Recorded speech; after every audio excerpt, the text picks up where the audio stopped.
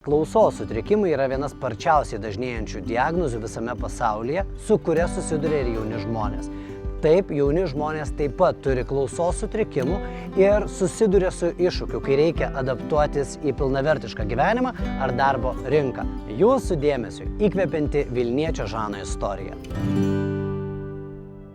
27 metų Žanui klausos sutrikimas buvo pastebėtas dar vaikystėje, kai jam tebuvo 8 mėnesiai. Mano tėvai tą pastebėjo, kai sulygino su kitais vaikais. Tenais, pavyzdžiui, kažkokie buvo garsai. Kitas vaikas sureagavo tą garsą, aš nieko.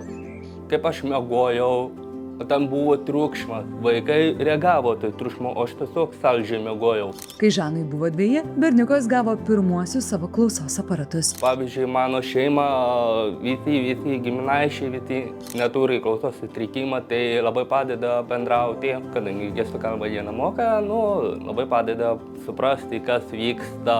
Žano pavyzdys įrodo, kad žymus klausos sutrikimas neturi reikšti gyvenimo tyloje ar nuolatinio pristaikymo. Klausos aparatai suteikia galimybę mokytis, kurti šeimą, dalyvauti darbo rinkoje. Tarkime, Žanas yra dirbęs pavėžėju ir jam klausos aparatai leido išvengti nepatogių situacijų. Žmonės įlipa tenais, būna tenais, kažką man pasako, ne ten važiuoju, taip ir aš iš karto sureaguoju.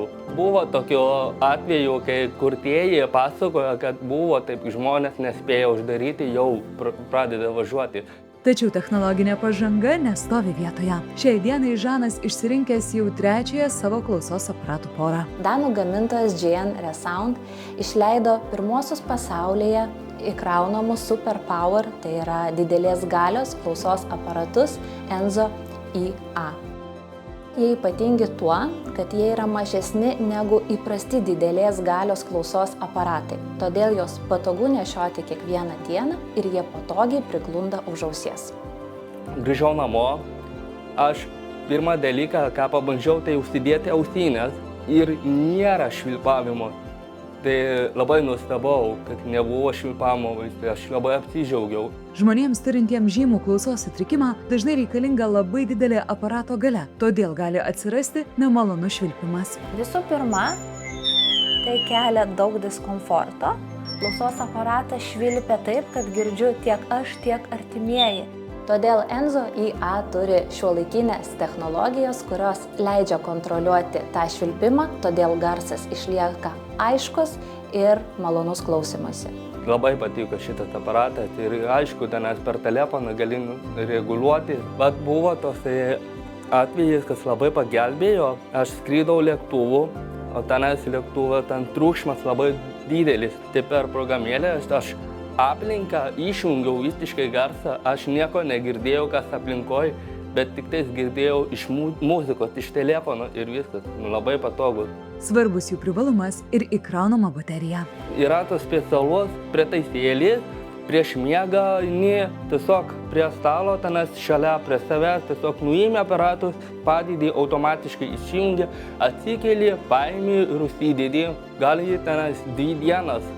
Laisvai nenaudoju ekonomišką režimą, o tiesiog taip, naudojusi kaip patogu ir 2 dienas laisvai laikosi.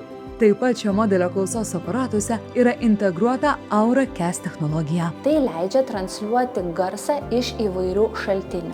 Pavyzdžiui, televizorius arba viešos vietos, tokios kaip oro uostas, traukinių stotis, autobusų stotis. Kam to reikia? Tai prisijungus prie AuraCast ryšio, tai yra labai panašu į Bluetooth'ą, galima gauti transliavimą, tą garsą tiesiogiai į klausos aparatus ir taip nepraleisti naudingos informacijos, tvarkaraščio, išvykimo laiko ir taip toliau. Klausos aparatai šiandien yra ne tik medicininė pagalba, jie tampa modernė technologija, leidžiančia žmonėms su žymiu klausos sutrikimu girdėti aiškiau, jaustis patogiau ir pilnavertiškai dalyvauti gyvenime. Resound Enzo IA klausos aparatai turi garso apdorojimo sistemą papildytą dirbtiniu intelektu. Įsivaizduokite, kad esate restorane, aplinkui daug triukšmo, muzikos, lėkščių garsai ir taip toliau. Ir jūs norite geriau girdėti iš priekio kalbantį žmogų. Klausos aparatai jaučia tą, jie pradeda dirbti, jie pradeda analizuoti aplinką, atpažįsta triukšmą ir ieško kalbos. Suradę kalbą, jie pradeda ją ryškinti, kad jinai būtų aiškesnė. Aš tikrai rekomenduoju visiems, kurie bijo ateiti, tai ateikit, išbandykit, klausos aparatai gali pakeisti jūsų gyvenimą. Svarbiausia, renkantis klausos aparatus, skirti laiko savo. Tai reiškia atvykti į klausos centrą, pabendrauti su klausos protezavimo specialistu, kuris padės jums išsirinkti tinkamą klausos aparatą ir jį išbandyti.